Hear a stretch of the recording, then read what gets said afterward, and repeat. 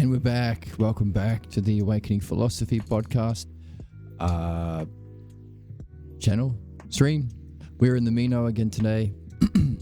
We're on the quest to discover what the excellence of being a good person is. We're using the word virtue or excellence to talk about the excellence of our soul, or the goal,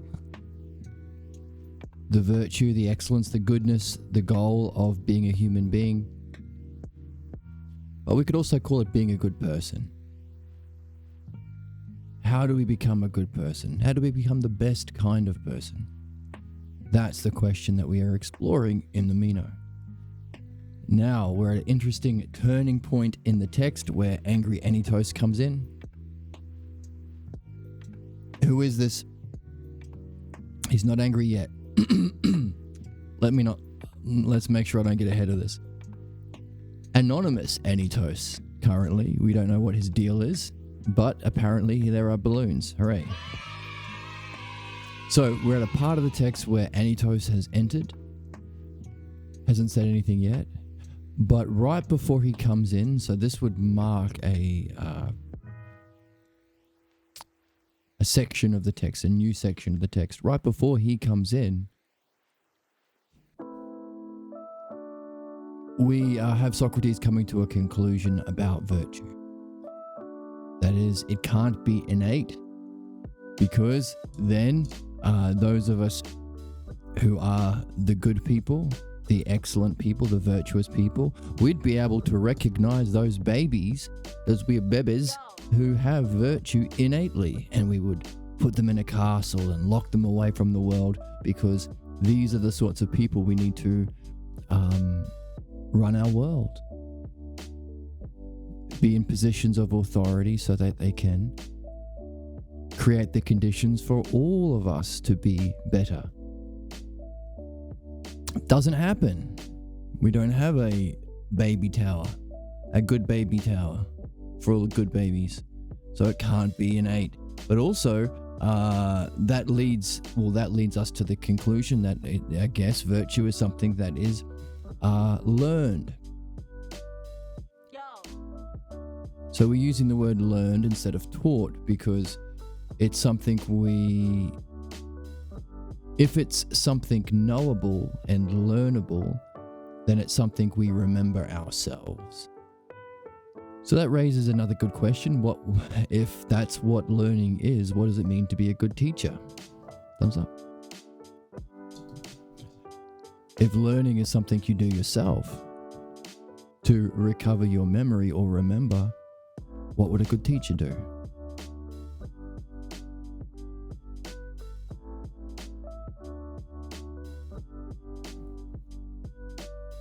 And would it be something that aligns with what we've read?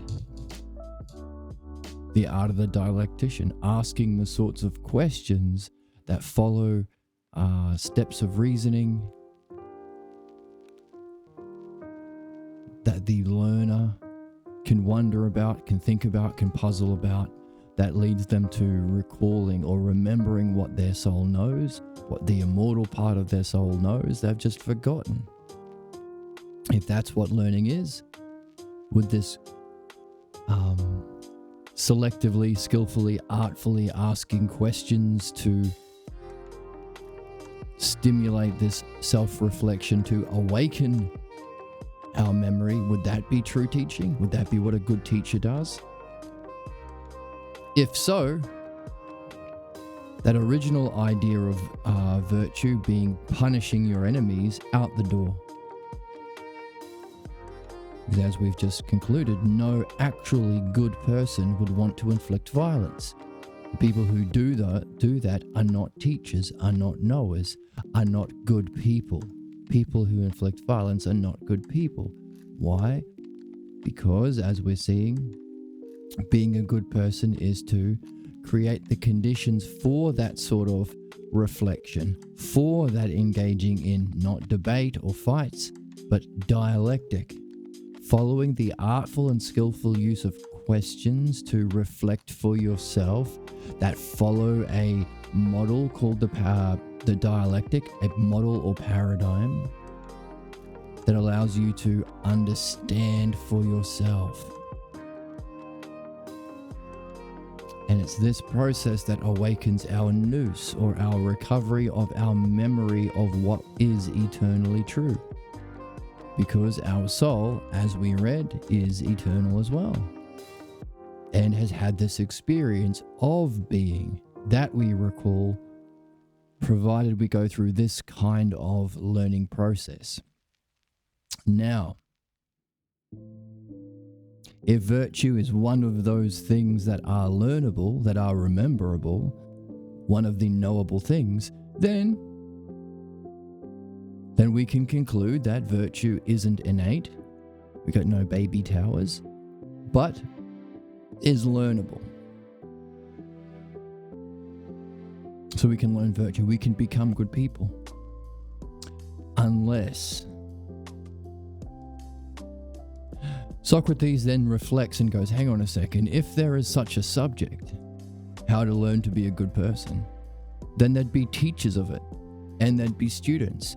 And Socrates says, I've looked everywhere, and I've asked the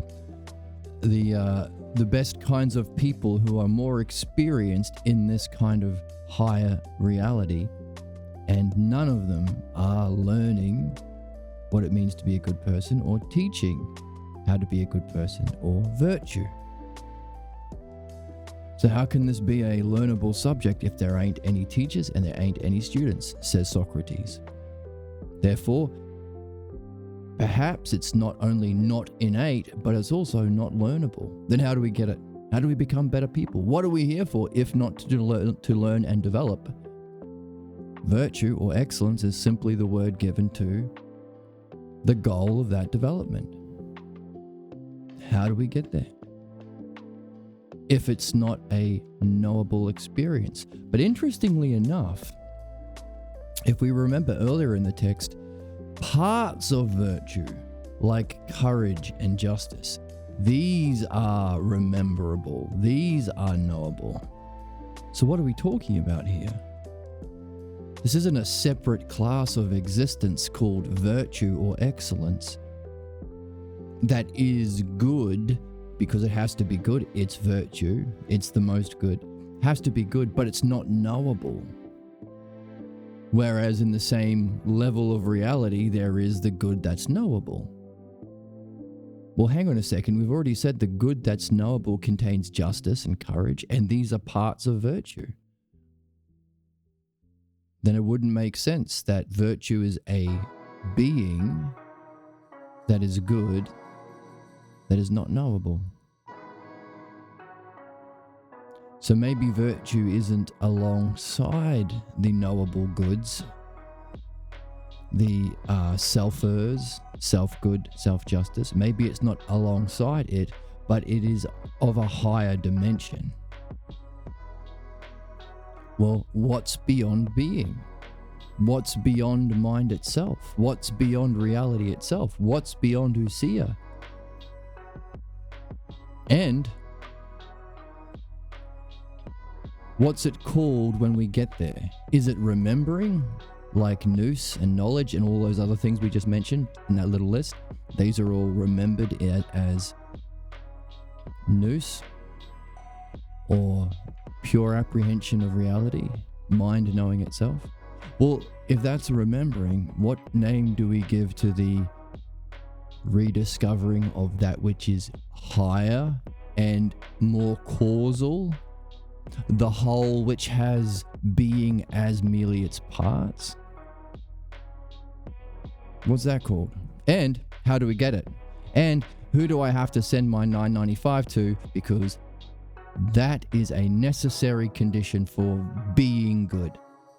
And I want to benefit myself, and I want to benefit anyone I come in contact with, and especially my friends and loved ones. So if this state of being beyond even nous is necessary for benefit, either as the guiding part of our soul, even nous we just read isn't sufficient for benefit. You can use your enlightenment experiences to be a dick. But using it in a virtuous way to benefit requires directing your nous to reaching the state of self beyond nous, and being guided by that aspect of yourself in how you function. And it would follow, we are hypothesizing, we're filling in the gaps now, that if this is what nous is for, and if this is what should be guiding our soul, then the thing we should be trying to facilitate in others to benefit them equally would be the progression through the logos and dialectic to nous, but then beyond nous to this same state of phronesis. That's somehow beyond even being. So, is that virtue? It's needed for virtue. Is there more needed? And how do we get there? And how do we stay there? These are all the questions that we have as we read, and fortunately we have Anitos entering the party. So maybe he will be someone who shines light on these questions.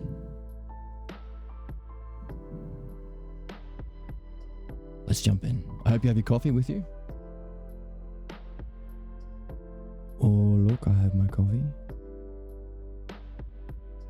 Some for me, some for my flamingo. There he has some coffee too. There we go. So, I hope you're excited. I hope you're curious. I hope you want to be a good person and figure out what this ultimate state is that Socrates is pointing to. A state needed for you to be your best and do your best. And let's see if Anitos sheds some light.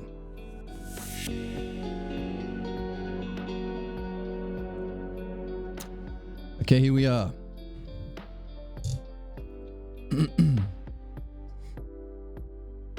Let's go back a little bit. Meno. It already appears to me, says Meno to Socrates, at the beach. I think they're at the beach. I think they meet at the beach because they draw something in the sand. In my mind, they're at the beach. It appears to me, Socrates, that it is... Oh, and they talk about stingrays. So I'm guessing they're at the beach in Athens. Which is where we found the scroll. That's where the scroll came from. This one here. According to the hypothesis that it appears to me necessary, O Socrates, that according to the hypothesis, if indeed virtue or excellence is knowledge, if virtue, being a good person, is something that you remember, then it is in fact learnable or rememberable. Socrates says, hang on a second, by Zeus, perhaps, but perhaps not. Perhaps we did not speak correctly by agreeing to this. Appears to Meno that we did. But Meno, we're not about appearances here, buddy. We're 31 pages in. Haven't you seen how many times Jed has highlighted the difference between you saying it appears to be so and me saying it is so, or it is necessarily so?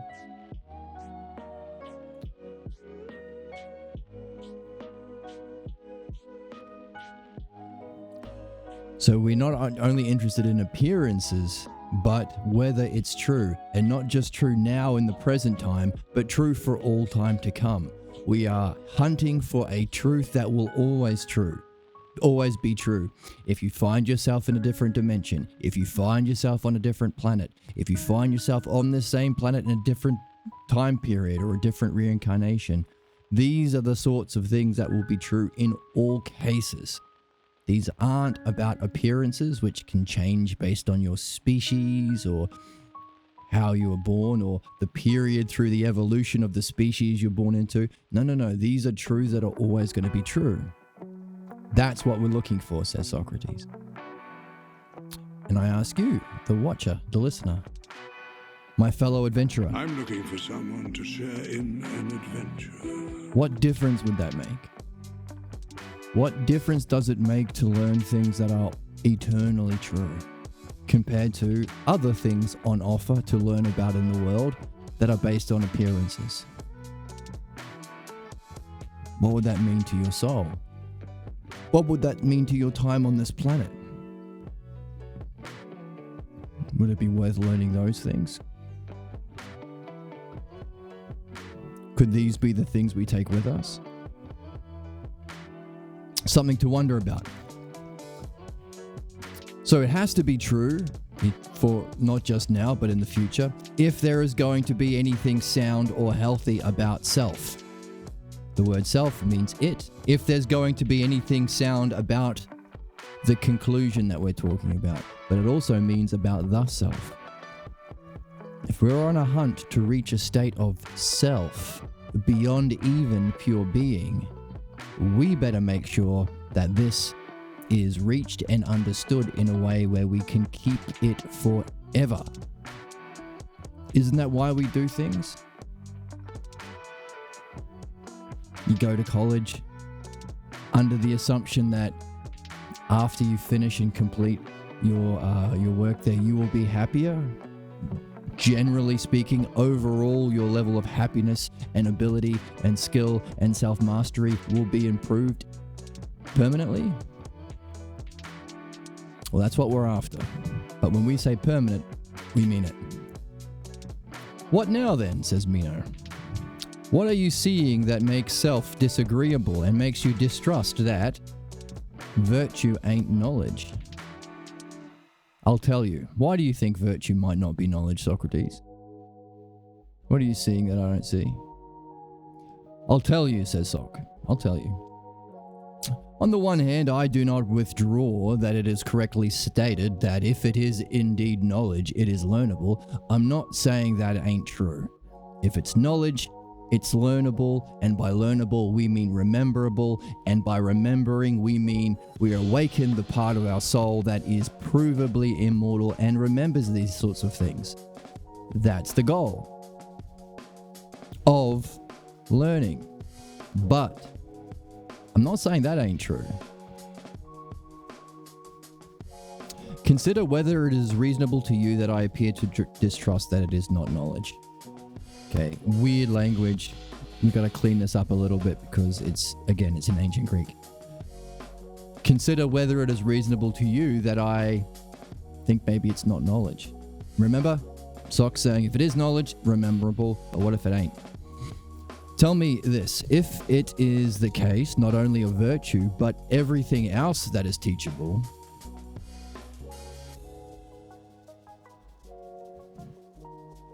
lighting, that it is not necessary that there will be both those, all these goddamn double negatives. Excuse my profanity, but holy crap, these goddamn double negatives all through the ancient Greek language. It's harder to translate it into English. Is it not necessary that, maybe it's part of their language, maybe Socrates is giving us like something to play with. He's going to tell you what it isn't. Part of us being engaged as an active reader, because again, this is for the development of our state of self, is to flip it. All right, well, let's flip it. Is it necessary that there has to be those who both teach and learn of self? Let's read it both ways, or two of the three ways. Let's read all three, Remember, the self has three meanings in Greek. We're talking about virtue. Is it necessary that there has to be those who teach and learn it, virtue? Second reading. We're teaching about the excellence of virtue, the honorific, the most good you can be, the most fully yourself you can be. Wouldn't it be necessary that there are people learning those who teach and those who learn of self-virtue? The honorific reading. Now let's take it the third kind of reading. And this is a game we can play whenever we come across it.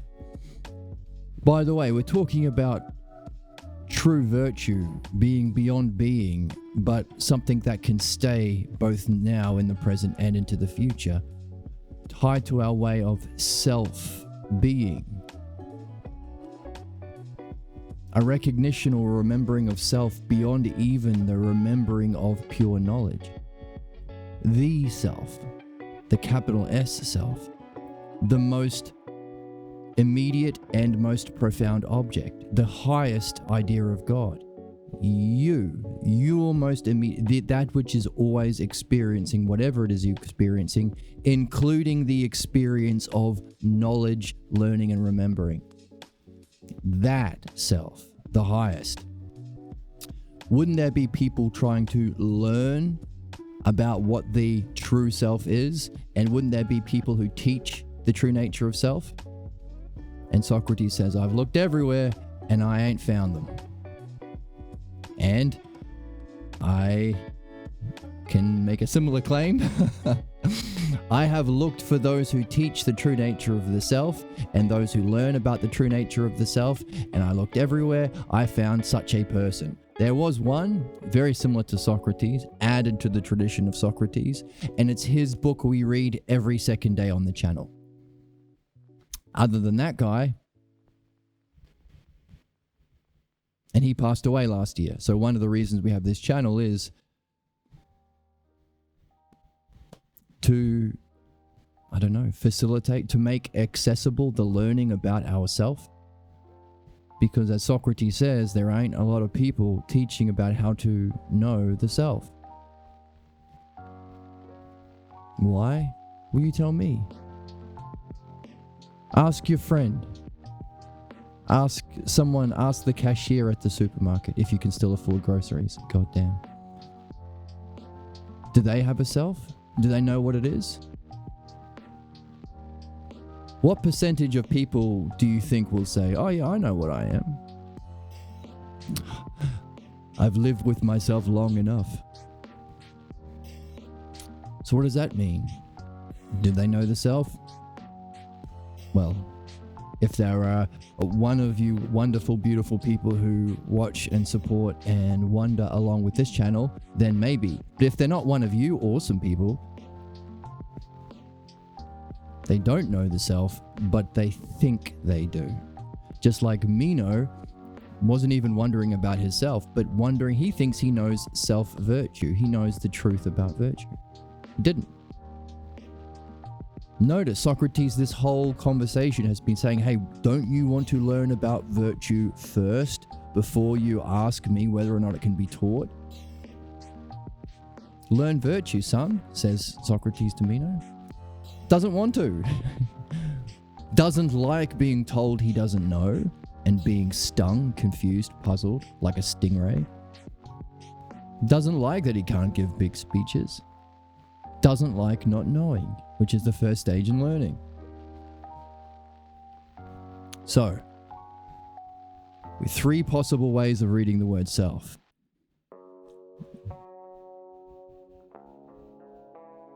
Meno says, hang on a second.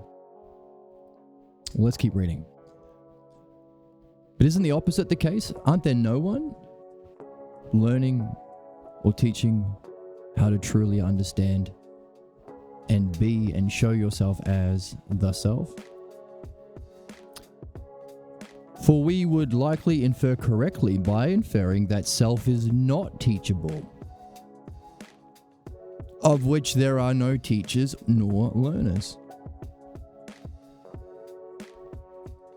Our translator puts in brackets. Keep in mind, Protagoras, who Socrates has spoken to already, and Gorgias, who is Meno's teacher, who Socrates has met, all claim to be teachers of virtue, but Socrates is saying, hey, they ain't. They're not teaching virtue. Meno says, does it appear to you that there are no, again, appearance, we just called him out on appearance, that there are no teachers of virtue? Socrates says, I am constantly searching to see if there might be some teachers of self. And even though I am doing everything I can, I am not able to find any. And yet I indeed share this search with many, and especially of those whom I think would be the most experienced of this reality. We're gaining more and more of a picture. Remember, this is imagination. The more you practice your own dialectics, the more you can add to your imagination. And hey, once you've done a little dialectic, remember there are only 4 categories, doubled, so 8 in total. this way of understanding that we're learning, that Socrates is using, that Socrates is seeing through, that Socrates is saying, hey, you actually want to really learn something? Learn the dialectic. Hey, you actually want to reach truth in being? Practice the dialectic. Hey, you actually do reach truth or being? Nous, the Taoist experience of enlightenment. You can turn your mind around as a result of this exercise of dialectic. Keep going, says Socrates, a page before. Because even reaching Nous, I mean, you have to have your, let's read it again. You have to have your actions, 2 pages back, have to be coordinated with Nous. Where is it?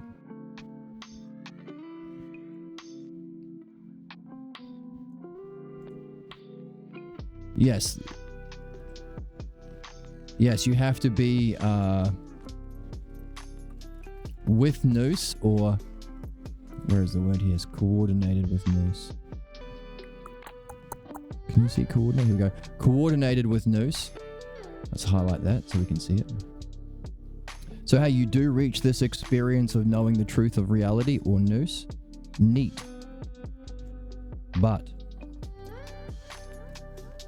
don't stop there, because even these things in Nous are, even these selves of the soul, these aspects of the immortal part of your own soul that you are remembering as a result of practicing the dialectic with your friends, either in the stream, on the Discord, or over coffee, including my flamingo. This Nous knowledge can be harmful or beneficial by the addition of phronesis, or a lack of phronesis makes it harmful. So what? So, as Socrates has been saying to us and to Meno and to humanity at large, master the dialectic to reach Nous. That ain't enough. Use both to facilitate the whatever it is, we don't know if it's a remembering yet, to facilitate phronesis.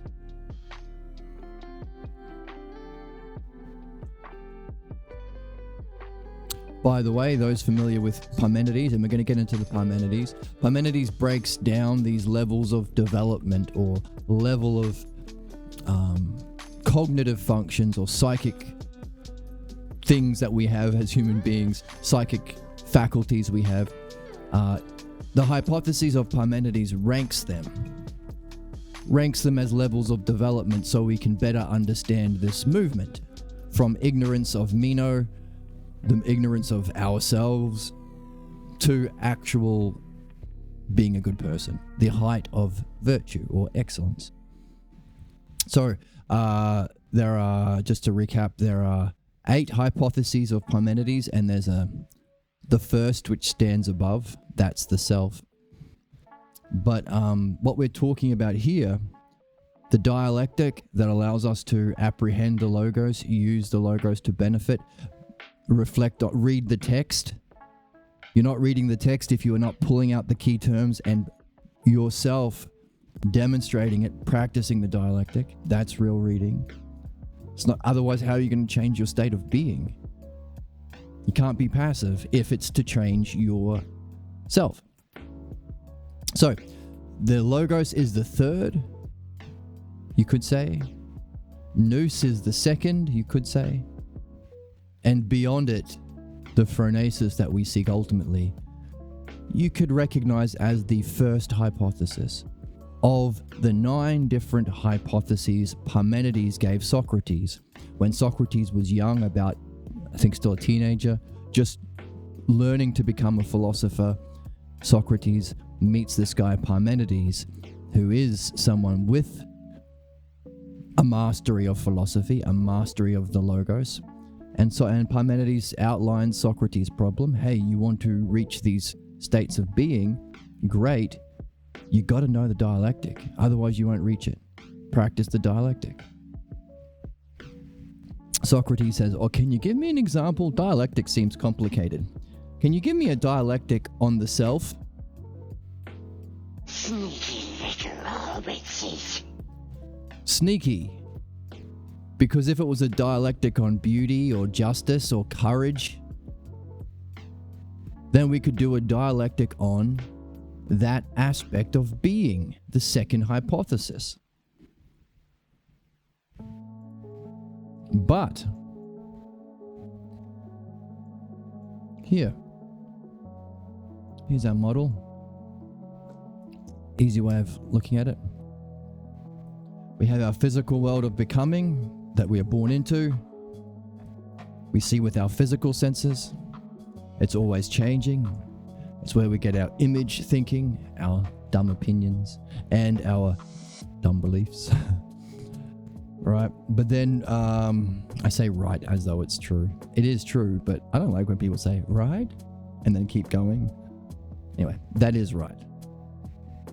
The next stage is what we're asking about. What is that which is eternally true? There's a part of our soul which is here, but also an immortal part of our soul that lives in this realm. That's what we're remembering. Socrates could have said, hey, Parmenides, can you give me a dialectic on courage? But Socrates says, can you give me a dialectic on skip this realm, on the self? Socrates gives Parmenides the same puzzle we have been given by Socrates.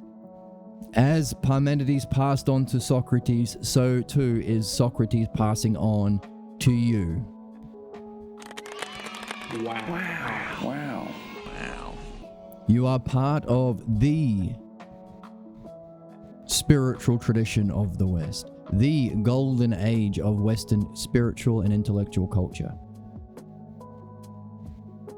But hey, we could trace it even back beyond the Greeks and say it's humans.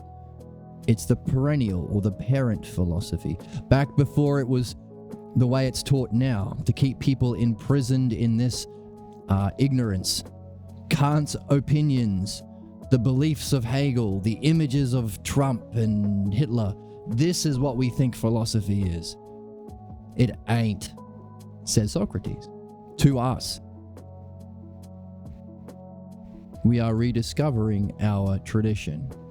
And just as Parmenides say, hey Socrates, I know you want to reach this realm of being, but you can't think using the way things are thought of in the physical world. Let me translate that differently. The way the logos is used of the physical world is used differently in this realm of being. For example, you will never see two things that are exactly the same. My stuffies are like each other in that they're animals, in that they're fantastic dancers, but they're also different. What if you can experience sameness without having to experience difference? Doesn't make sense in our physical world, and that's what Socrates says. Sameness and difference together somehow in the realm of being. As soon as sameness is difference, it's no longer sameness. This is crazy. You're crazy, Parmenides. Philosophy is crazy. I'm a 19-year-old Socrates. My hormones are going crazy. Everything is crazy. He said something like that. And we have that. We've read the opening. We can check. You can go back to the YouTube channel if you want to check that out. The introduction to the Parmenides where we go through this.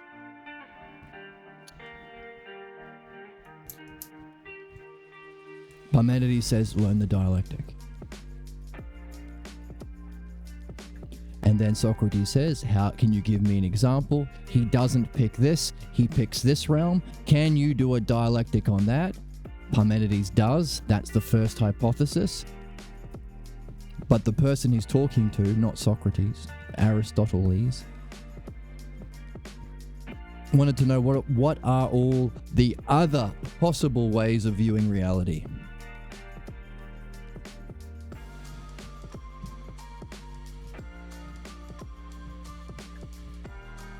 And then he gave 8 more. The second, the third, the fourth, the fifth, the sixth, seventh, eighth, and ninth. So that's the Parmenides, and what we are talking about is developing from the fourth. That's where we are kind of as a culture. into the third. That's the logos and dialectic. That's following the dialectic of the self-logos. That's the third hypothesis.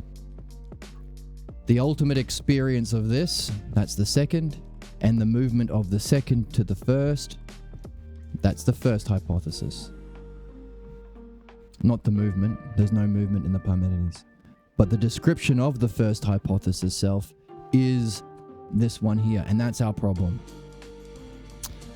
Socrates is saying, hey, if virtue is one of these, yes, eternally true. So we're looking for something eternally true. It's in being. Yes, knowable. Yes, understandable. Then you can learn virtue. You don't have to be born a good person. But Socrates is saying, hang on a second, what if here, these things you remember or learn are only parts? In other words, how do we transition to here?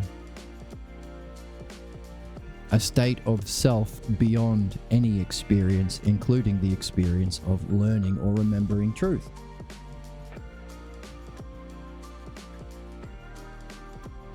Interesting. The same puzzle given to Socrates at the start of his journey, Socrates is giving to you now. So you could call this the call to adventure. I'm looking for someone to share in. You're a wizard, Harry. Or the introduction to a quest, your real quest as a human being. Nevertheless, you are being invited by Socrates to pick up the invitation and keep the tradition, the lineage going. What lineage? This question. What is the highest good beyond even the experience of the good that we can call the self, so that we can know ourselves? And what we're seeing here is Socrates pointing out, by the way, this state of knowing yourself beyond even knowledge is necessary for being a good person. Because it's necessary for benefit. Even having a mastery of the Logos and a mastery of Nous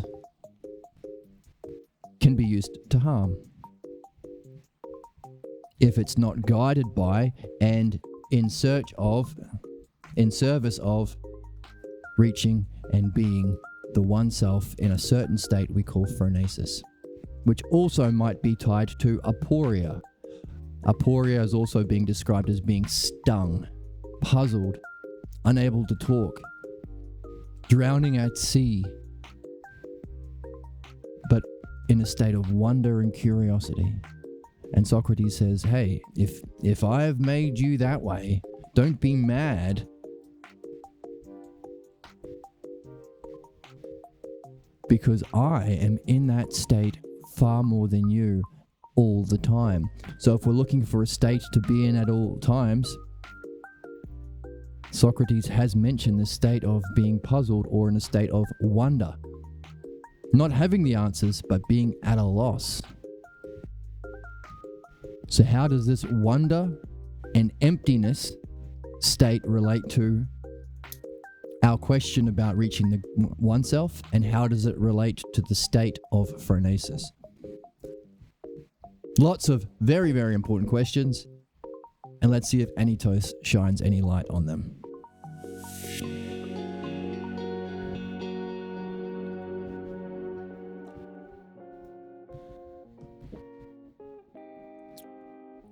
So, we don't have a good baby tower and a bad baby city. Of those sorts of good babies who are innately good people, have innate virtue. But also, it might not be an object of knowledge. Because I haven't found any. If it's something learnable, rememberable, I would have seen teachers, right? And students. I haven't seen any. And just now, says Socrates, just now, O Meno, Anytos. Hooray, Anytos is here. His theme music. What?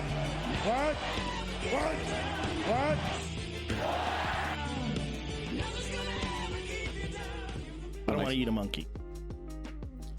And just now, O Meno, Anytos has opportunely come to sit down here by us, with whom we must share this search.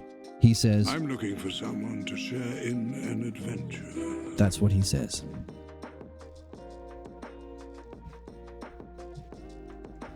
Messing with my lights, trying to find something that looks good. Anytos has come to sit here by us, with whom we must share this search. Thus it will be reasonable that we should share it, for in the first place, Anytos here is the son of a wealthy and wise father. Hooray for him. Wow. There's only two options at the end of an argument. It's a win-win. It's a win-win. It's a win-win if we share our argument with our question. What are we sharing? Our search with Anytos. For he is the son of a wealthy and wise father. What? Anthemion.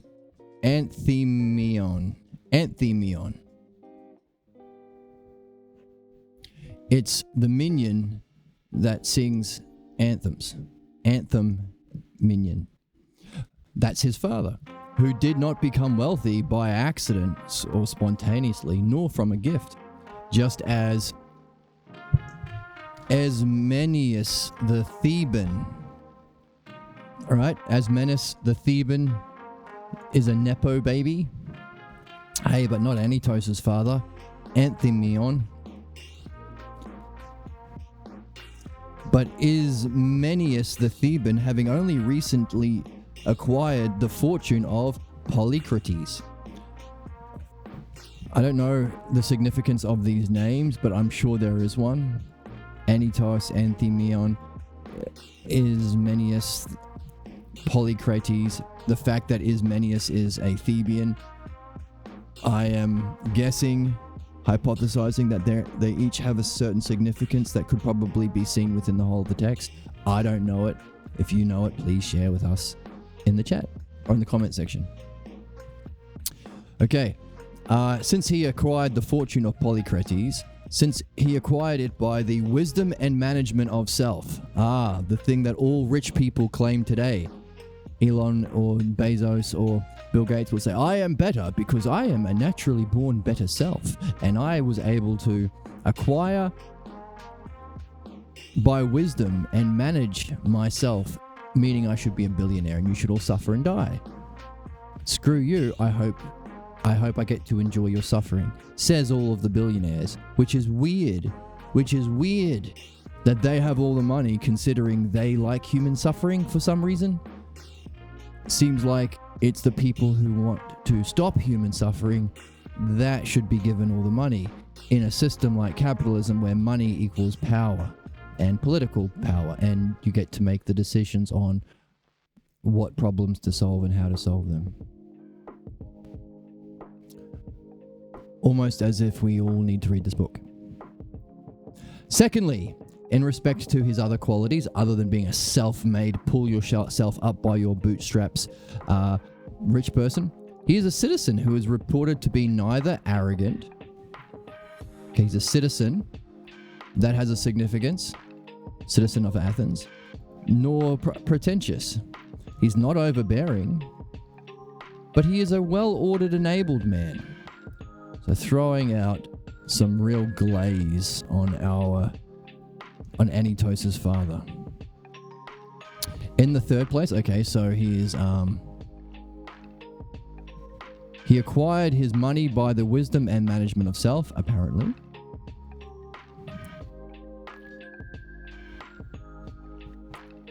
Where's all Socrates' money then?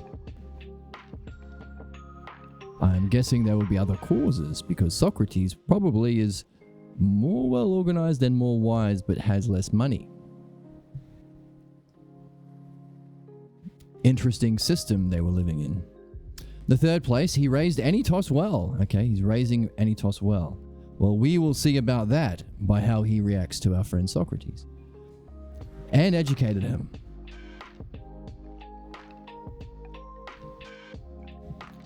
And as it appears to the majority of Athenians, for they indeed elected self to their highest offices. So he's got appears, so he even has the image to those interested in appearances, because he was elected by them. Let's make this pink. So he was elected into the highest offices. Surely then, along with such as these people, it is just to search for teachers of virtue, whether there are any, and who they might be. Okay, so Socrates is really hanging the direction of this conversation, this quest, on whether or not there already exist teachers of virtue. So maybe that's because Anytos is here and he wants to say, oh, how did your daddy learn it? And did you get it from your daddy?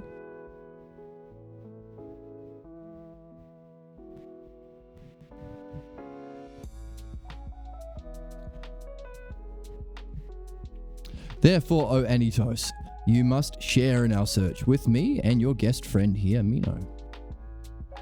Okay, we have some extra significance of the word friend. We talked about how we would relate to a friend, how Socrates would relate to a friend, using the art of the dialectic, gently, encouragingly.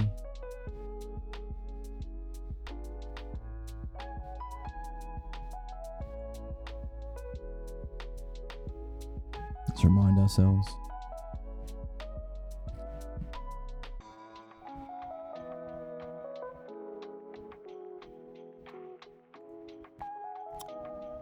If we were friends and we chose to be discoursing with each other as you and I are now doing, I would reply in a more gentle way and more in the way of the dialectician.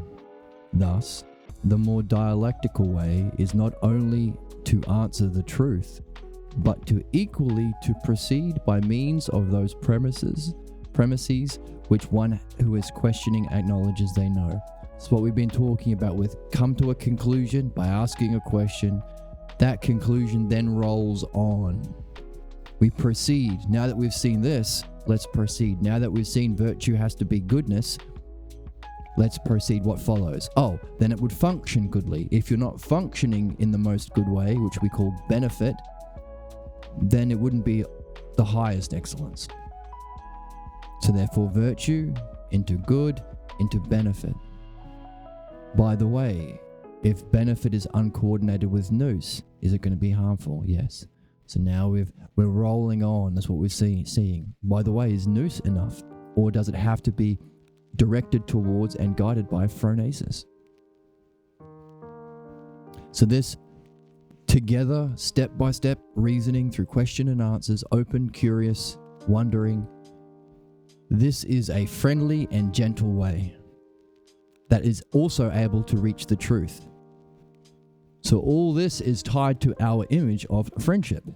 So as Socrates is inviting Anytos to enter the search, he's talking about enter this kind of relationship and enter it with your friend Meno here. So we have a different idea of friendship that we've got from the text because we are participating, which is applying the dialectic, which is the study of philosophy, which is the thing Socrates has been encouraging Meno and us to do this whole time, which is the thing Parmenides instructed Socrates to do, which is therefore the spiritual teaching or the Dharma successorship being extended through Parmenides, through Socrates, through this text, through your soul's willing participation in this fun, awesome, kick-ass game of looking for dialectics and practicing the dialectics to you. That's Excalibur. Pull it from the stone and play and join our party. I'm looking for someone to share in an adventure. And if you find someone of that kind of caliber of person who has a desire for understanding or a desire for being good or extending benefit, or is genuinely curious about knowing their self or reaching their highest goals, invite them to coffee, invite them to take up the challenge, and pass on the teaching to them too. And get them to join the community if you like, because it's not a solo quest. I'm looking for someone to share in an adventure. In that spirit of sharing the quest with all of our fellow men who may be able to participate, should they choose it, and as we read in the midwifery book, and as we saw here, the first stage is realizing that being wrong is a good thing. There's never any blame, there's never any guilt, there is never any punishment, ever. We're not in that game. Instead, there is an encouragement to see where you are wrong, that Meno's slave was able to do, allowing him to change his mind and learn math. But Meno is struggling to do. Now let's see how much of a struggle it is for Anytos to change his mind, or how willingly he accepts the challenge to this kind of new relationship, this new way of being that allows you to be gentler, proceed together, and reach truth. The way of the dialectician.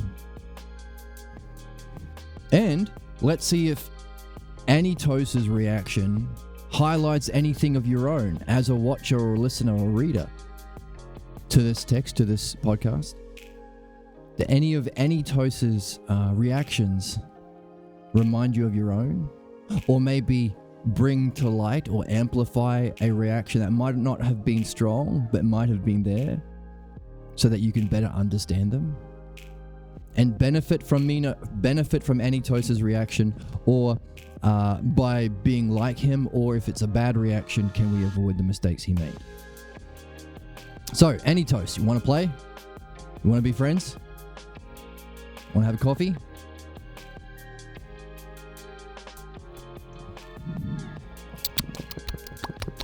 My flamingo likes coffee too.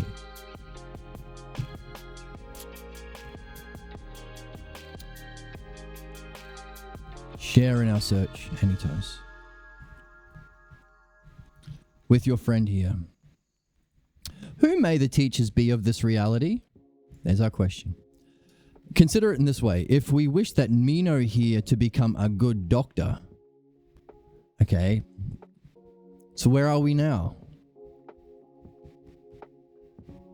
Analogy. What stage of the dialectic?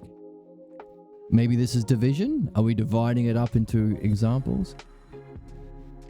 Or maybe we're just coming to a definition of something. We're wondering how we can see the dialectic in the thinking and in the dialogue and in the text. That's the exercise. That's reading. Thumbs up. But also we're recognizing the use of analogy. This is a key teaching tool, but also it's how we think, how we learn. We've been talking about these different levels of reality. Here, for most of us, all we have the experience, all we have the memory of is down here. We remember maybe when we were a kid, or when we went to school, or our first football game. These are all physical senses of our physical, this particular incarnation. But what we're saying is, hey, no one's interested in that. Who cares? We're interested in the truth, which is always true. And by the way, if we want courage, we will only find it here. If we want justice, if we want to be a good person, it's above this line. Which means, and this is what Parmenides said to Socrates, the language you use to make sense of the physical world of space and time does not apply in the same way to this higher realm. Yes, we pull out the highest words like same and different, and motion and rest, and whole and part, and infinite and limited, and so on and so on. But in a different way, it's called incommensurate. So therefore, we have to use what we can of what we are familiar with here, analogically, to understand what's happening here. Which means there's going to be some things that are the same, but some things different, because it has to be different, because it's a whole new level. analogy. So we're recognizing his use of analogy here by saying, hey, and what do we usually use for analogy? Physical health. We're talking about the health of the soul, the excellence of the soul. That's in the realm of the soul, in the realm of Nous, but in the realm of the physical, what's the health and excellence of the physical body? So we go to somebody who has done that well, doctor. Even then, this is what Socrates was using as his analogy to help us see things in a new way. Let's have a look. Oh, and by the way, notice how I'm not reading this as a story. You're not passive. I'm not babying you. I'm not infantilizing you. You don't need me to read this. I can share with you what I've learned in 20 years of learning to read in this new way.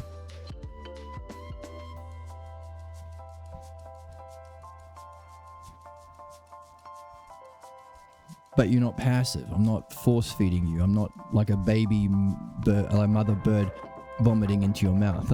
I'm helping you see that you can look for puzzles, and once you find them, here is the key to unlocking the puzzles, and here is the significance of doing it. Oh, and here are the disasters that will follow for your soul, your life, and humanity if we don't. Humanity's out of our reach, but you can still make yourself better. Even if you only have a day to live, you could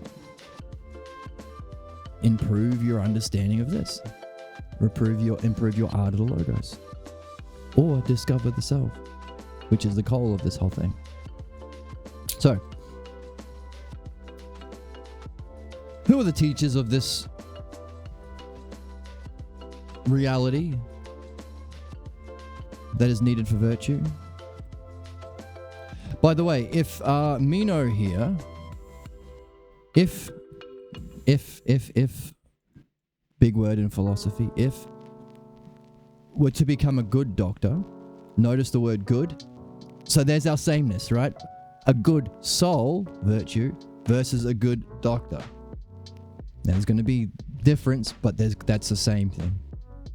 So think about that when you're talking with or thinking about what you're going to talk to your friend about over coffee, when you talk about the logos and your discoveries and your insights or your puzzles. Think of this. Think of how you would use a pivot point. A word that has a similar meaning in two realms, like good. You're talking about a good soul. What could your friend understand? A good mechanic? A good doctor? A good gamer? It's up to you. Have fun with it. And of course, as always, after you have fun, you roll the dice, you practice courage, you practice the courage to follow the logos and dialectic and speak on it as much as you can and see through it and be it as much as you can, even though it's different and weird and scary and new. That's courage. After you go out and practice courage, come back to the Discord or to the comment section, share your experiences, share your puzzles, share your wonder. Get stung. Get stung. That's a bumper sticker. Maybe that'll be the title of the stream. Get stung. Get stung. Goes well? Get stung. How far could you take it? What's the next conversation going to be like? Could you share it with another friend? Or we have a negative experience. I tried to use a dialectic, but I got the order mixed up and they thought I was a crazy person. Then they hit me on the head with the Bible and said that Satan will eat my soul. Okay. What can we learn from that? Where can we take that? What was your reaction? Did you react in the way that you would have liked to? Did you recognize that as a counterattack? Was it your counterattack? Did you sabotage yourself? Is there a pattern? Is it similar to the way you sabotaged yourself yesterday or last week or last year? Again, you can only do this reflection if we are mature and rational and good enough people to throw out any sort of blame, guilt, or punishment. Not allowed. Only because we understand that it's specifically used to prevent the thing we're here to do, learning. And if it's used, it will just cause suffering and harm and a stagnation, and then the zombie virus of ignorance to run rampant. So we're not playing the games that are merely tools for ignorance, like blame, guilt, and punishment. When that's out the door, you can reflect on problems or mistakes in a way that you kind of have to establish a pattern, to apply the dialectic to. And by the way, whatever problems you have, you are supposed to have, and you should have, given your birth and upbringing, given your reincarnation, given the puzzle your soul is here to see. Which is why earlier in the text, Socrates says, I will fight. I will do battle. No, I will fight. No, I will word. Here we go. Socrates says on page 26, I'm not sure about all of the particular arguments in what we're saying, but I will, as far as I am able, in word and deed. What? I will contend in every way. In the other translation is, I will go to battle. In word and deed, that we will be made better, more courage, have more courage, and be more beneficial. Better, virile, and idle. The better translations were, we become better people, we become more courageous, and we become more beneficial if we think we should search for what we do not know, rather than thinking it is not possible to discover what we don't know. Nous, phronesis, the nature of reality, the meaning of life, the nature of the self. Always search for that. That will make you better, more courageous, and more beneficial. Searching for what you don't know, rather than thinking that it's not possible to discover, or it's not worth the search for some other reason. So hey, that quote, Socrates, oh, I'm so wise because I know nothing. Well, he seems to know about this and is willing to fight for it. So maybe reevaluate that misquote. Considering we've been talking about many things that are worth knowing, because that's the knowable or rememberable object. Our question is whether or not virtue is one of them.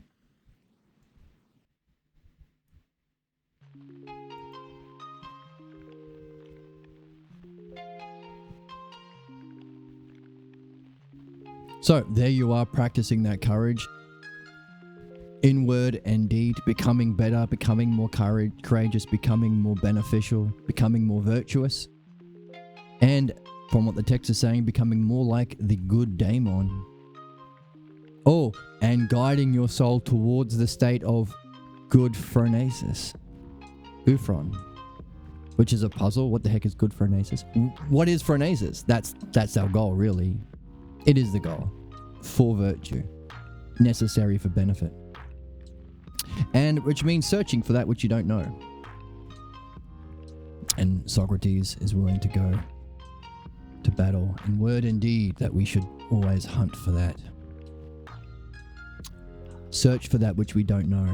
And anything that says it's not knowable, write that down, because that might be a clue about the pathologos that blocks you from this search. Or it is knowable but not to me because I'm inadequate. That's very, very pathologos. It's not true, but take a note. It's all a matter of opinion. Same thing.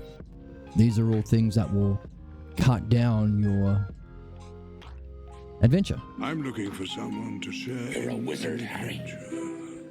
The true meaning of why we're here. And always keep in mind, There's only two options at the end of an argument. One, you're wrong, but now you always get to be right about that topic going forward, so you get to learn something, which is always a plus. Or two, you're right and you get to revel in being right. There's only two options at the end of an argument. There's only two options. It's a win-win. It's a win-win. it's a win-win. Good instruction there from our wonderful sound drop.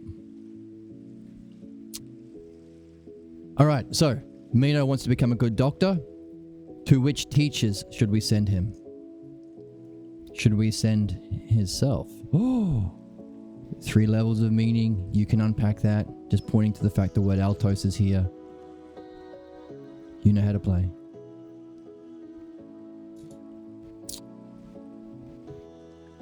Should we send him to the doctors? All right. Meno wants to become a good doctor. We send him to a doctor. Anitos says, very much so. Anitos is... All right, he hasn't said hello yet. He just rocked up and sat down, but that's fine. He's answering the questions. Good on you, Anitos.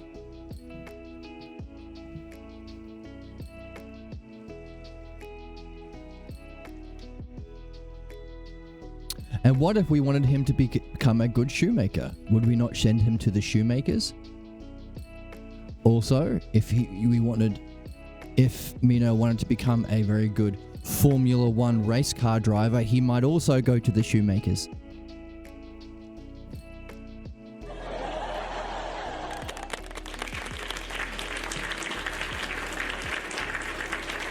Okay, very funny. And in the same way for the others, very much so. Surely then, tell me again about these same matters in the following way. We say that by sending him to the doctors, that we would be acting rightly,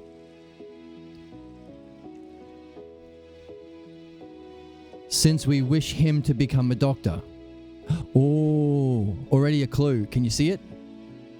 We talked about the significance of being coordinated with Nous, using the friendly, gentle art of the dialectic, but to be guided in our soul by phronesis, which would imply that we are not actually helping people unless we are also directing them through the dialectic, through Nous to phronesis.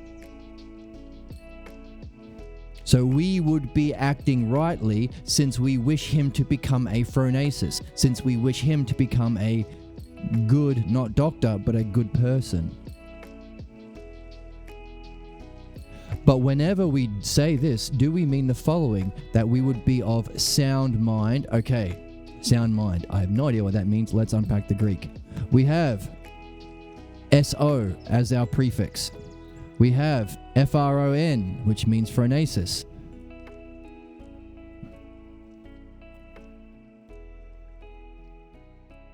MEN. OIMEN. Then we have the ending of the word, which is the context. Now, you might be thinking, oh, I know this game. When it's FRON something, it's phronesis. It's some kind of version of phronesis.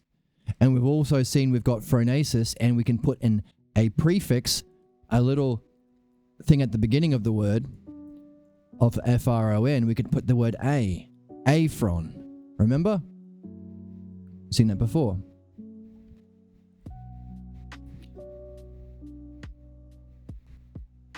Here we go.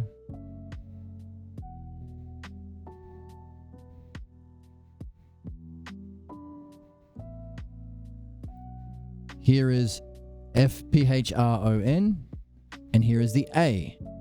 Our translator called it mindlessness, but we know it's beyond mind. It's phronesislessness. So here we have a different prefix. Oh, and we also saw that, hey, hang on a second. We can have a different prefix and talk about the euphron, the good phron. Oh, hang on a second. On that same page, we got a clue about this. We talked about the eudaimonia, the good daemon. So what? So phron is the word we're after, that which we want to rule our soul as excellence of us as a soul, as a self, the ruling of the self, but also to guide people towards that same phronesis is the goal as well. So we want to really figure out what this phronesis is. But we know that we can use the good phronesis with this prefix. We can use just regular PHRON and then whatever the end of the word is to fit the sentence. Like eating, eaten, eated, I will eat, that kind of thing. And here we have aphron, absence of phronesis. If there's an absence of phronesis leading the soul, then we harm the soul. We don't want to harm our soul, so we better be led by and led to phronesis, and equally so, we don't want to harm the soul of anyone else. That should be our focus and goal. Oh, it's almost like we've got a single focus that our whole life can be directed towards, that every aspect of our own self can be directed towards. Every aspect of our own self can be directed towards. All of those goods of the physical body we just mentioned. Health, strength, beauty, wealth. All of these things can do harm. Therefore, any health, strength, beauty, and wealth, says Socrates, says us, agreeing with him, I think, as we are following, as we are reading. If you disagree, please comment in the whatever. You better be using whatever beauty you have, whatever strength you have, whatever health you have, and whatever wealth you have to attain or reach or master phronesis, and to help facilitate the doing of the same for others.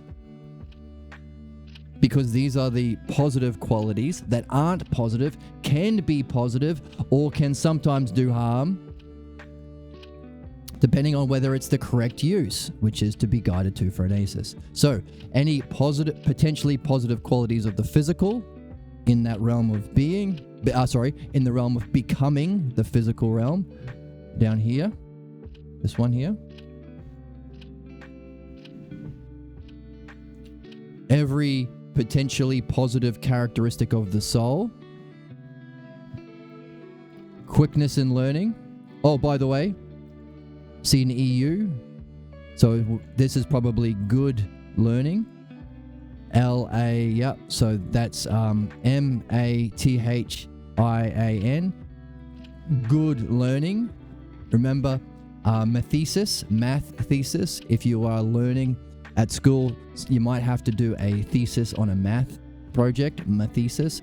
We know this word mathesis from the Phaedo, when Socrates says, hey, before you do philosophia, love of wisdom, you start by loving learning, being curious, asking questions, wondering about not the things in the physical world, but the causes, the principles of the physical world, the paradigm, the standard that we should be holding everyone to, especially politicians or people with money.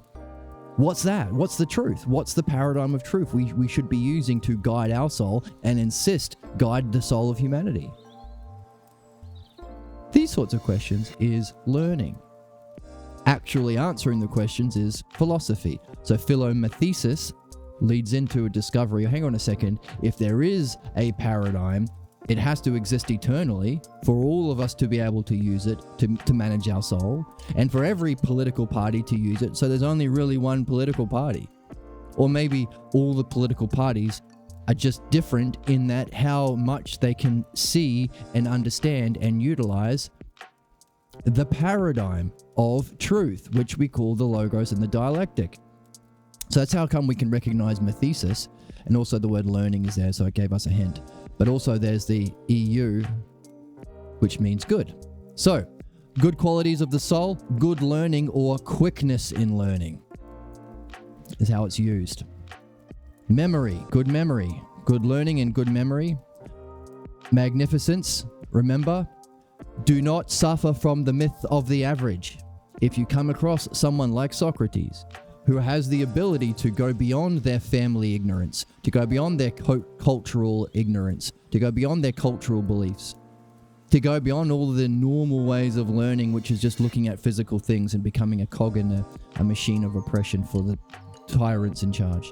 If you can go beyond that, if you can see someone like Socrates who can go beyond that to actually understand for himself, actually reach truth and reality for himself, actually maybe go beyond that to phronesis and gain virtue, and actually come back around in this kind of dialogue to you through 1,500 years of time, communicate that same message to benefit your soul. If you see someone like that, it's available to you as well. Do not fall into the myth that you have to be average. Or maybe Socrates can do it, but I can't. Baloney. Look, I can do it. Well, I'm playing the game. And my flamingo is. And it's just a stuffy. I mean, you're not just a stuffy, you're a wonderful stuffy. Here's some coffee. He loves coffee. So you can do it too. You're not supposed to be average. You're not supposed to be middle of the pack.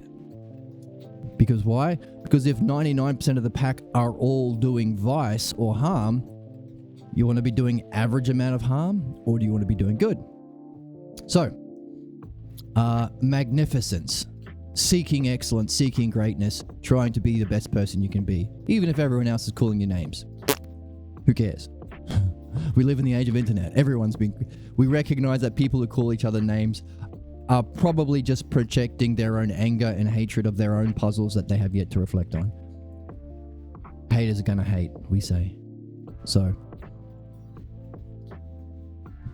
in some ways easier, but in some ways everyone's being recorded and drama gets clicks, and this tyrannical shit way of being where you look for examples of people making mistakes so that you can crush them and feel superior, gain cred. Tyrannical, the worst kind of harm. Yeah, there are people like that out there. So what?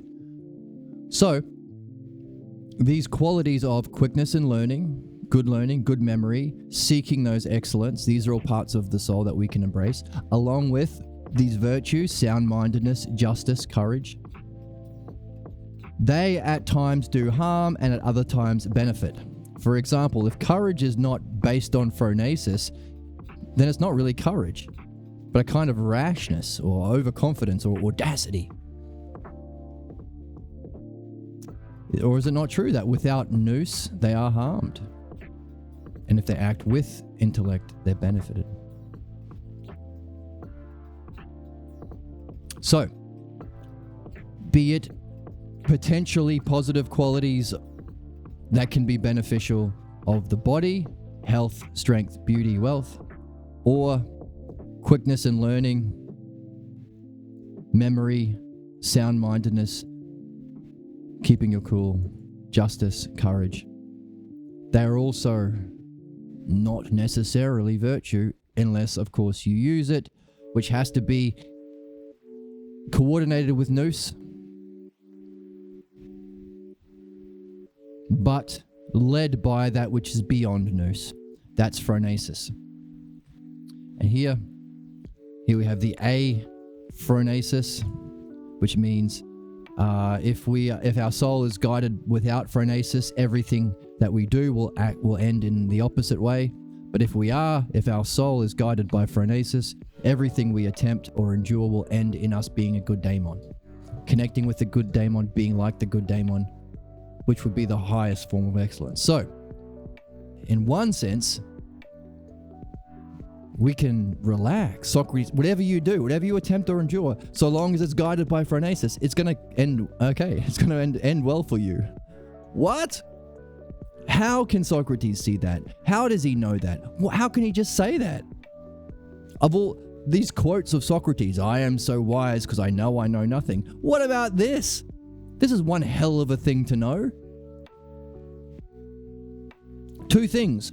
Everything that you have, the health, wealth, beauty, or bigness, or girth, or what is it? Your girth, the good things, your health, strength, beauty, and wealth, and everything in your soul. How courageous you are, how cool-headed you are, how good at learning and remembering you are. All of these can do harm. So your job is to use all of them to reach phronesis and help others reach phronesis.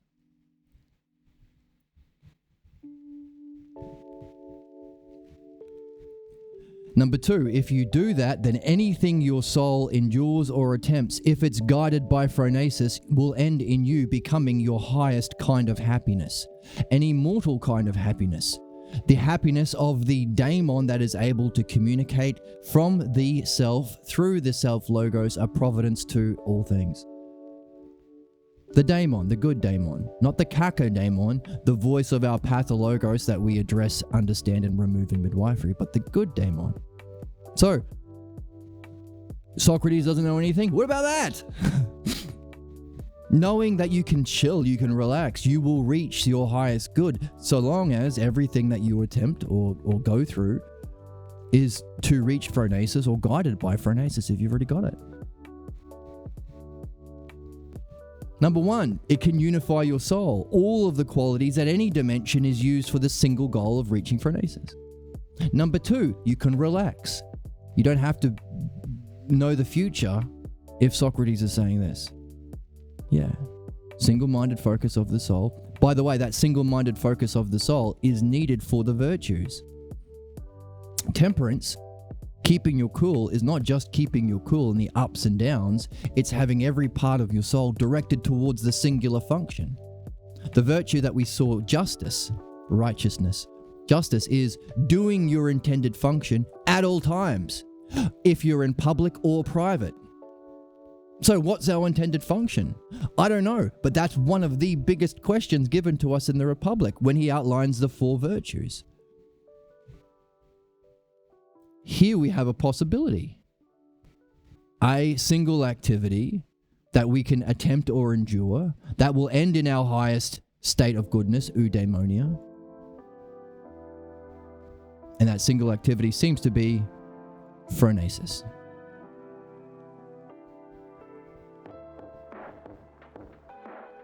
Oh, and another thing that apparently he doesn't know, but is asserting as though it's knowing. We better keep looking for that which we don't know. In everything we do.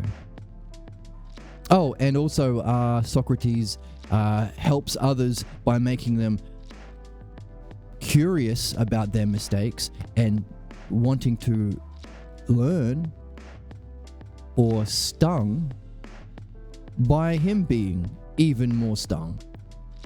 So, single-minded search for phronesis, allowing us to have a single-minded a single-minded virtue of temperance, but also a single activity we can do at all times in public and private. That's justice. That might be why it's so easy for Socrates to keep drawing the conversation back to the dialectic about the truth of virtue, being, and phronesis, even though dozens of times we've seen Meno try and derail, or Meno's pathologos maybe, try and derail the conversation. Personal name calling, insults, threats. But time and time again, Socrates uses charm, grace, humor to dissolve that and draw us back into the conversation. He's doing it at all times. Is that a demonstration of justice? Doing what at all times? Well, the friendly, gentle way of the dialectician. Wondering about nous and being, but also seeking that which is beyond being. He's doing the very thing, maybe.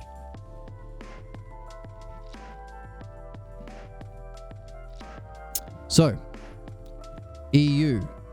We've got good phron. We've got a lack of phronesis. A as the prefix. Last time we hypothesized, well, if there's a good phron, maybe there's a bad phron, a caca phron, just like there's a daemon, good daemon, and a caca daemon, bad daemon. Could that be the state of being in your pathologos? Maybe. But here we've reached something interesting. We came along and we saw this.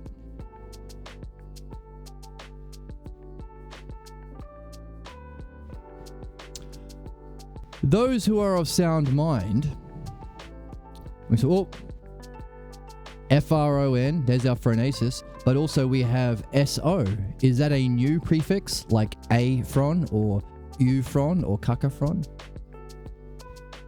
Is that what our author means by being of sound mind? Here's the rub. Remember how we have, let's write on the board.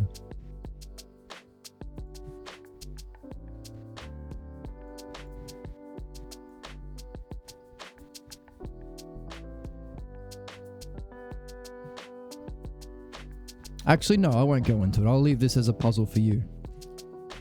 There's a good reward for anyone paying attention.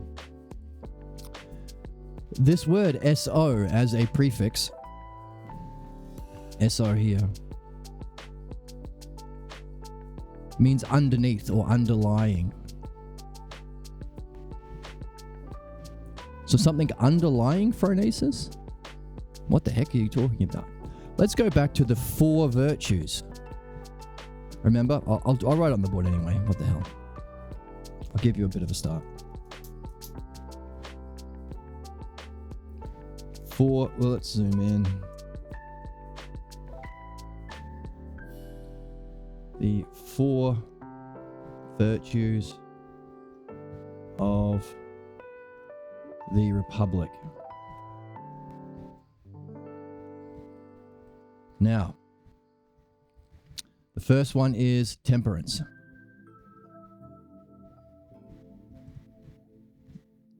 Sometimes translated as sound-mindedness.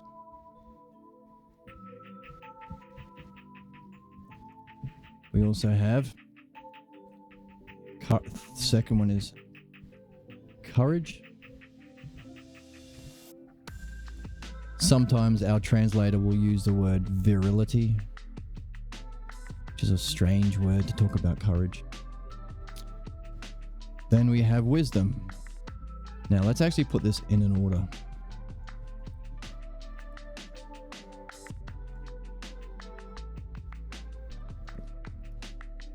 Wisdom. The third virtue of wisdom. This is the reasoning part of our soul. The virtue, the highest use of the reasoning part of the soul. Now you might be wondering, what would be the highest use of the reasoning part of our soul? I'll give you a clue. The virtue, the reasoning part of the soul is also called in the Greek logos. Now, above all of those is the 4th virtue, justice, which is doing your intended function at all times. So if this is doing its job, and this is doing its job, and this is doing its job at all times, then they all have justice. But if you as a soul have your reasoning part motivated by this, have the outward moving part motivated by this, and have all parts of your soul directed towards the same goal, arranged with wisdom ruling, this providing the inspiration and the excitement, the energy, the power to go off and reach the goals made by this planning. So having courage follow, and then that's temperance. So having your inner desires, your outward moving, and your planning part of the soul all together on one goal, that's temperance. Doing it at all times is justice. And all of this that we've been talking about is a prelude, is the preconditions for, if you practice or demonstrate it, you have to define. That's why we read Plato and why we remove our false beliefs in midwifery. Definition, but also demonstration. Go out and do it. Invite your friend to coffee, or share your reflections in the chat or on Discord. Make dialectics. Make a little story from the characters. There can be a 1-page story, short story. People love short stories. Demonstration. And of course, the other stages of the dialectic. This is learning. Let's write them all in. Division. Make sure you're doing it at all times, and make sure that you are synthesizing, or analyzing, or reflecting and concluding. Reflecting on your experience to, after having gone through the whole thing. So this is the dialectic. or learning.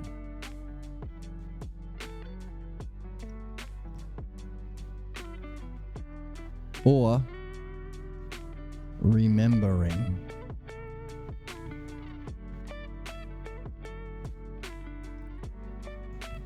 Because as we saw earlier in the text, that while these are practices that you just have to do based on your reading, based on the conclusions you make from your dialectics, from reading this text and the midwifery text, that's philosophy, that's the game, that's learning the logos, following the logos. Justice, temperance, courage, maybe even wisdom. These are all, these three at least have been mentioned as aspects of being, meaning this learning process of the dialectic culminates in the spiritual experience of remembering, which is actually the learning experience, because we are remembering what our soul knows.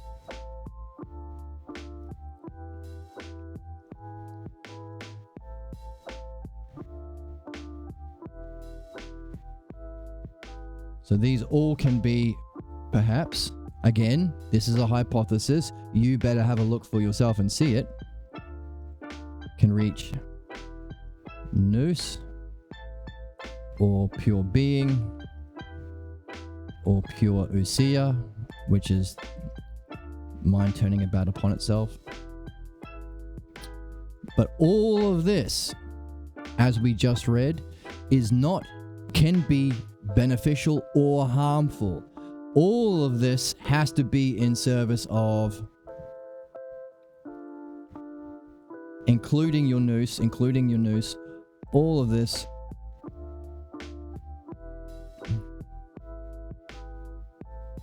has to be in service of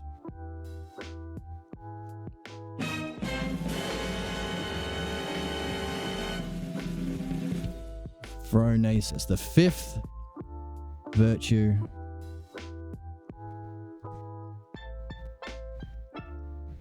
phronesis.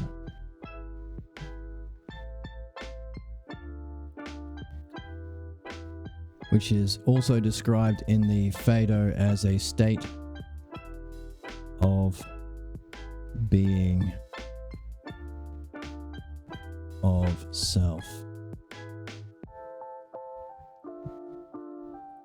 So why are we talking about that now?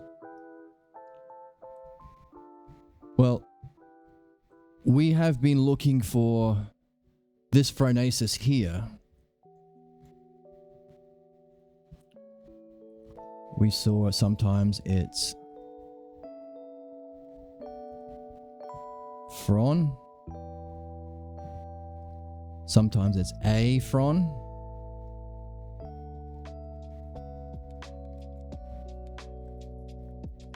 which is an absence of phronesis. Sometimes we've read good phron, to be ruled by the good phronesis. And we wondered about, is there therefore a bad phron, a kaka phron? Haven't seen it in the text yet, but we are going to keep an eye open for it. Upper phron? Kaka phron? Bad phronesis?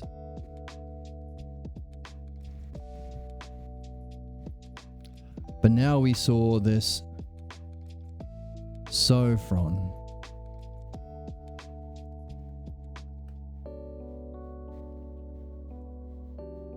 What's that?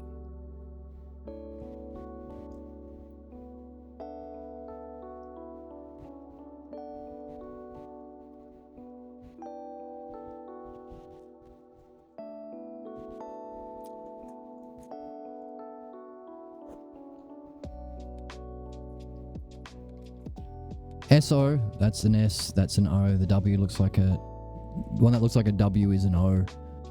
This one that looks like a sneaky S is an S. This prefix means underneath or underlying. Like if you look it up, you'll see the Greek word for singlet is underneath the shirt. S-O whatever the Greek word for shirt is. So what we are seeing is, by the way, this is S-O-P-H-R-O-N. That is actually the Greek word for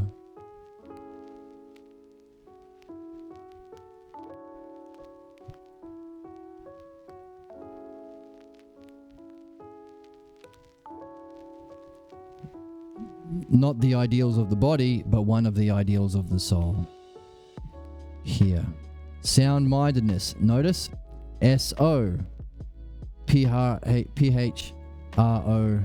and then there's an S there. In other words, the Greek word for the first virtue that we learn, keeping our cool and finding the parts of the soul and directing them towards the same function, to be ruled, making sure your body is ordered with the reason. This is the snowman, the reason part, followed by, so that's number 3, followed by number 2, followed by 1 at the bottom. Your inner desires for sandwiches or ice creams and stuff should be at the bottom of the snowman. You don't want to be a top-heavy hedonist or a war hawk with the courage at the top. I'm more interested in fame than reasoning down at the bottom. These are misshapen snowmen, because the biggest part of our soul is our desiring part. It has, when we get started at least. So that has to be a slave, or no, under the rulership of reason, just as your courage has to be following reason. But this unified soul with a single focus is the first virtue that you need to begin this development of the improving of your soul, which ultimately leads in the Republic to phronesis, which is also where we've been led in the Meno. Because without phronesis, even the Nous, the intellect, even the dialectic and remembering, these two can be used to harm if it's not guided by and in service of phronesis. So we're once again led to this mysterious state of being called phronesis, which is the 5th virtue, which in the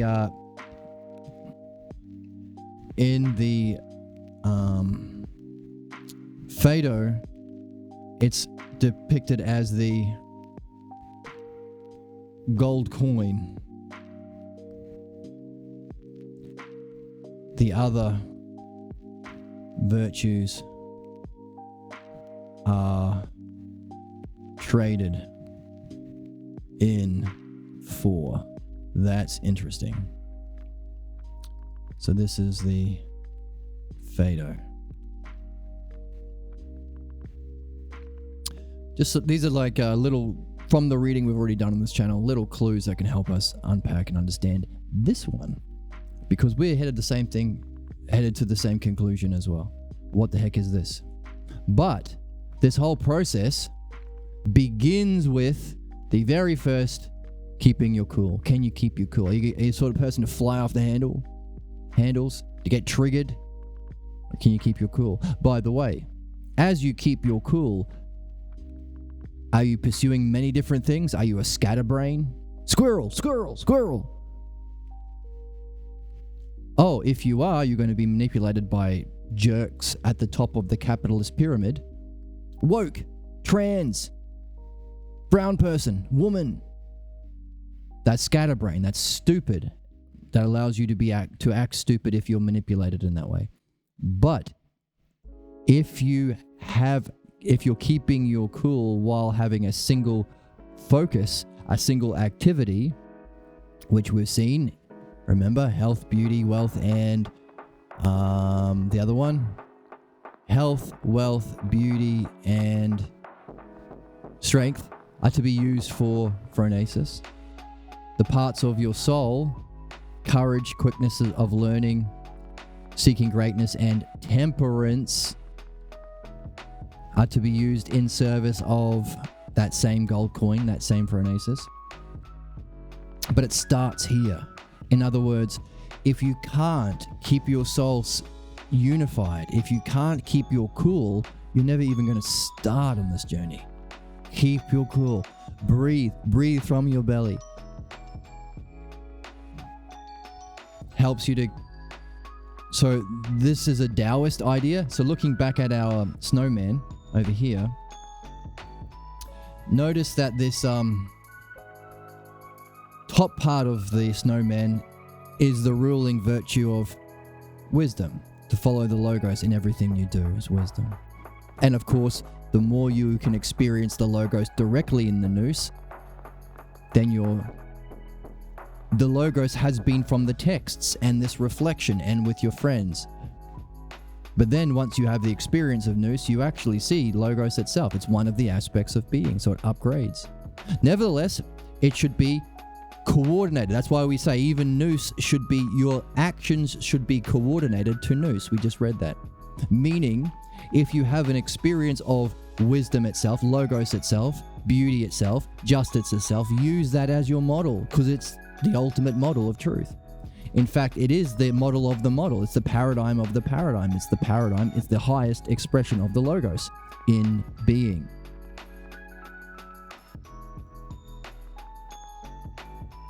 Of course, all of that has to be used in service of phronesis, otherwise it's not virtue and it's not beneficial.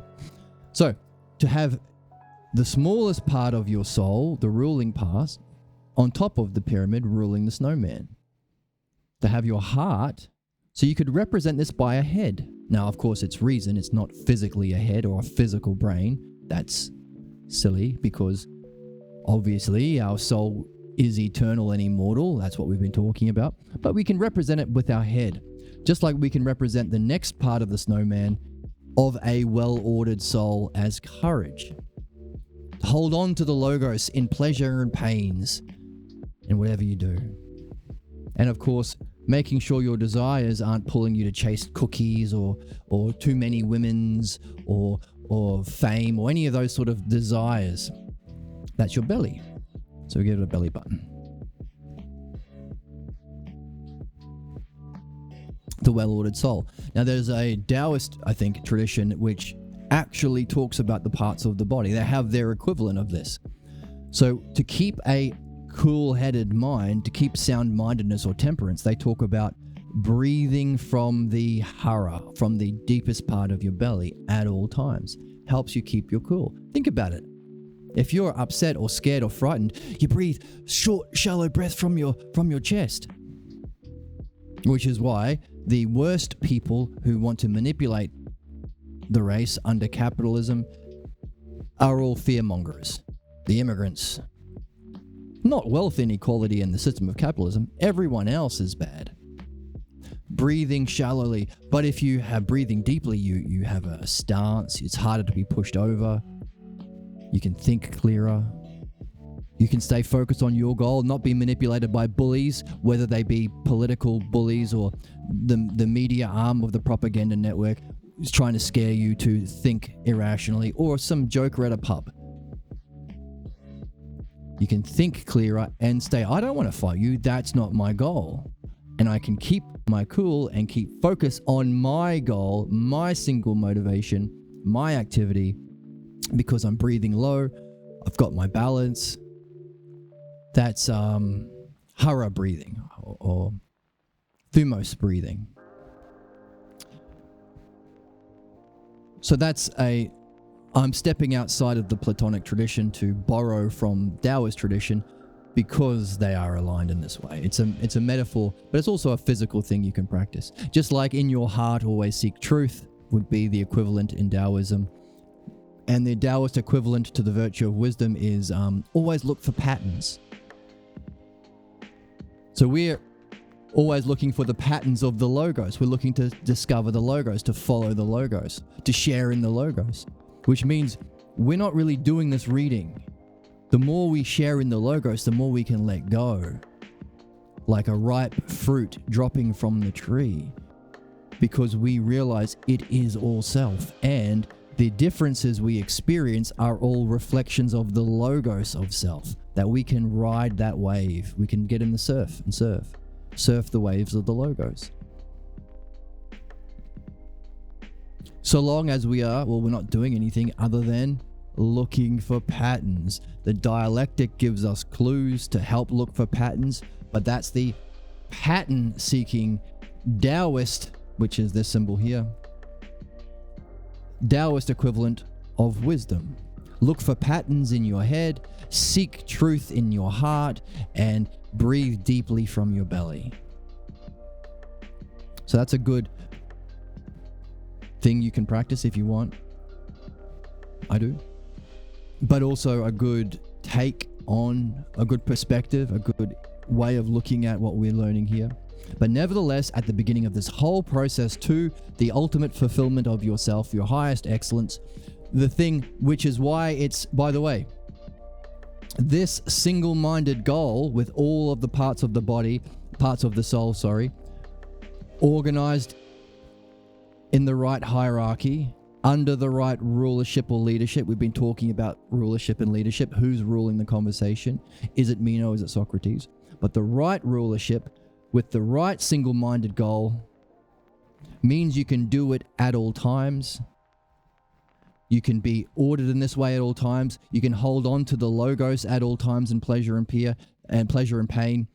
And you can develop an understanding of that goal. It means you can do it at all times. That's justice. And those are the 4 virtues, which means we better have a single activity we can practice at all times. And it seems like Socrates is helping us out by giving us phronesis as that single goal. But as we see, it is a development from the beginning to the next one, to the next one, to the next one, to this 5th virtue. Meaning, at the bottom, necessary for the whole thing, and underlying the whole thing, underneath and underlying phronesis is sophrosyne. The Greek word for temperance or sound-mindedness, which means underneath, or the precondition for phronesis. Sophrosyne leads to phronesis. Isn't that wild? Yes. Wow. I don't want to eat a monkey. It's a win-win.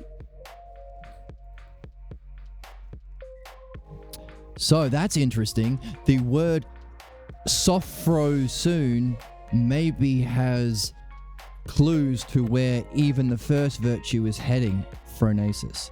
Maybe. But for us, we're talking about it because we have been recognizing that there are certain variations of phronesis, aphron, euphron, maybe cacophron, and this sophron isn't actually phronesis, it's the virtue of temperance. So, it's a bit of a tangent, but worth it. We're developing an understanding of puzzles and language and stuff. It's cool. It's cool. We're doing cool. We're doing cool. You're cool. I'm cool. My stuffies are cool. For they dance. See? We're all cool here. I don't want to eat a monkey. It's a win-win.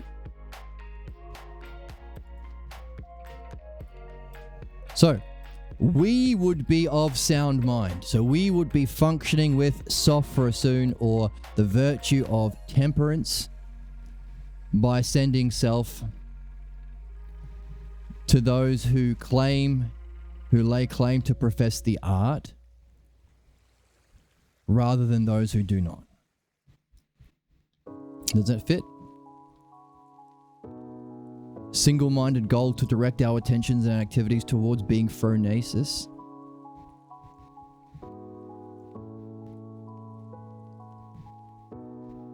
Using that single-minded goal in directing others, like Meno, and sending him to someone who has the art of that which he wants to learn. Are we still doing phronesis? Extending phronesis?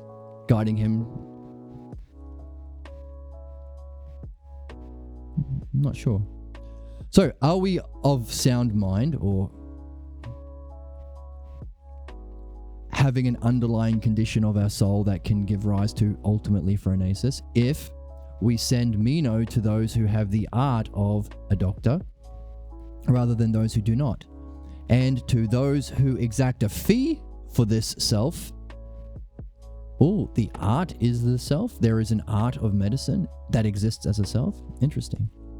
So, and to those who exact a fee for this by offering themselves as teachers to those who wish to come and learn, send it to those people asking a fee to learn the art of that which they claim to profess the art of. We will be acting reasonably, cool-headedly, and in the right way. Is it not with a view towards these matters that we would act rightly? We would be acting rightly to send him to that. Meno is saying yes.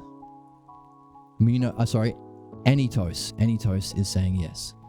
So, Anitos has said very much so, yes, very much so, and yes.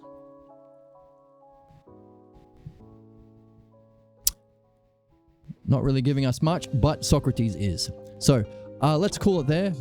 We have our introduction of Anitos. We have discovered some puzzles about the virtues. We have reviewed the nature of the virtues from the Republic. We've seen how that there's a consistency with the Republic and the Meno in that they all point in the same direction. And we might even have a single focus to direct all of our life, energy, focus, attention, all of the good aspects of our physical body, all of the good aspects of ourself towards, at all times, seeking and facilitating the seeking of phronesis. What the heck does that mean? I don't know, but it seems to be necessary for virtue and excellence. How do we get it? Can it be taught? Are we learning it now? I don't know, but it sounds like the most important question we can ask and answer. On that note, thank you so much for joining me. Thank you for those who came in chat. We had a lot of people in chat for a while today. Thank you so much. I really appreciate it. And I hope you're puzzled, and I hope to see you next time. Thank you once again. I'll see you tomorrow. Bye.